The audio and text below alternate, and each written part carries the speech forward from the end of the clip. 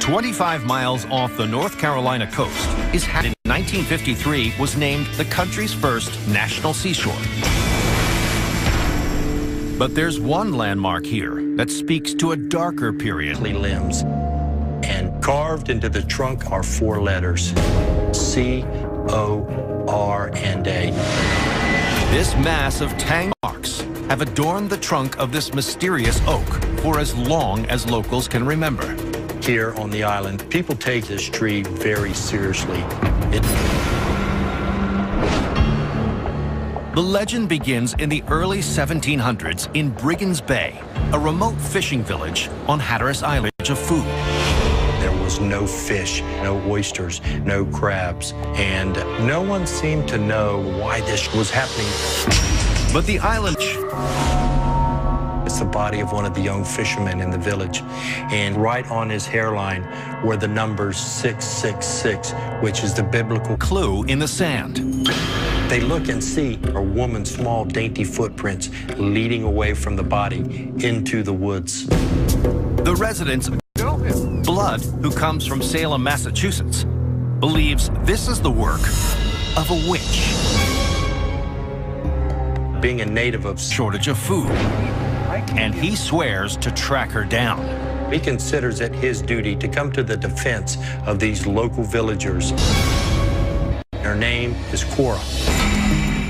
She was small, her hair was kind of wiry, her eyes were very dark, and she had a... While even the town's best anglers are struggling to bring in a catch, Cora always seems to have an abundance of fish. Furious and cursed him. The boy came down with a fever the very next day and almost died. For Blood, to confirm his theory, Blood drags the recluse to the beach to carry out a trial by water. According to legend, a witch will float. So what will be the outcome of this sinister test?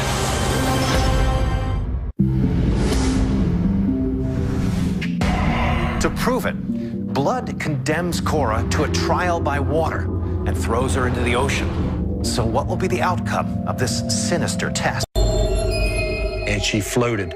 She's a witch, I tell you! Believing he has all the proof he needs, Blood declares Cora must be sentenced to death. Cora to the woods and tie her to a large oak tree.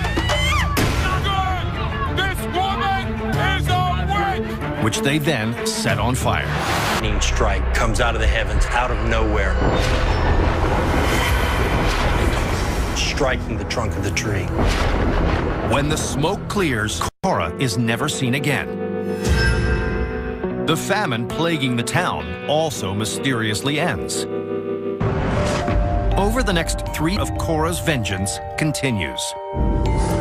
When the construction of a new road called for the removal of the tree, the town built the street around the reminder of this idyllic island's darker side. Hey guys, it's Allison here with Hatteras Realty. Today, in the spirit of Halloween, we wanted to give you a little mystery story for Hatteras Island.